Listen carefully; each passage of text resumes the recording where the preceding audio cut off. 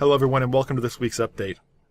The paperback version of Final Dawn Season 3 has finally made it through CreateSpace's internal processes and should be available to purchase on Amazon sometime by or before the end of this week.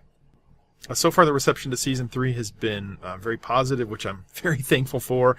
I spent a lot of time agonizing over the end of the story and trying to write something that not only satisfied me, but that I knew would provide closure and satisfaction for you guys as well. Really, the only complaint that I've seen is that folks have wished that it would have been longer, and I agree with that. I mean, I wish that it would have been longer too, and I considered trying to draw it out, stretch it out, but I feel like doing that would have just added unnecessary fluff to the story that wasn't needed, at least from my perspective. Looking forward to the next book, Cold Springs, I wanted to take a look at one of the main characters in it, Judith Grimsley.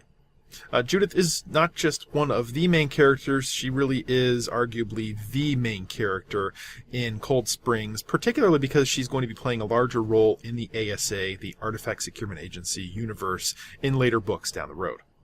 Because of this, I've spent a lot of time crafting her character, thinking about her background and who she is, and trying to make her both strong and flawed, much like you saw Rachel Walsh in Final Dawn.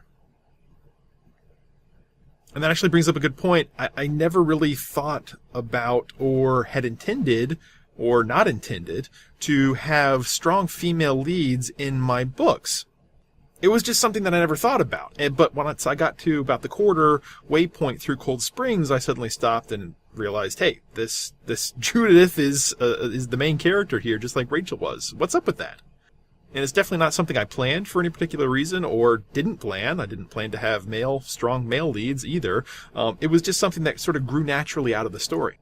While Leonard and Marcus were heavy hitters in Final Dawn, and Nancy was also, although to a lesser degree, Rachel really stole the show. And it wasn't really intended to be like that from the start.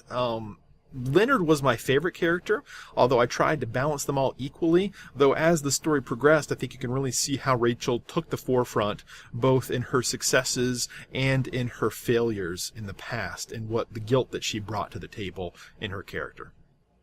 In Cold Springs, Judith's history, her past, and her role as a newcomer in the small town, there's a spoiler for you, both play heavily into the story, so I'm having to be cautious not to become too one-sided with her. Introducing mystery and hints at her past is good, but at the same time, if I do that too much, then there's not really an incentive for folks to want to know about her. She's just this one great big ball of mystery, and people don't know about her. Why do they care? On the flip side, if there is too much revealed about her up front, then why would you want to read more about her? Why would you want to find out more about her character? And it also limits the amount of depth that I can give to her character, or changes, or things that I can come up with that are different about her in future books. What's certain, though, is that what happens to Dr. Grimsley in Cold Springs will affect her, both in good ways and in bad ways. But even the bad ways won't be all negative, as they will give her the opportunity to rise to challenges set before her and do more than she ever thought was possible, both in Cold Springs and looking on to the future.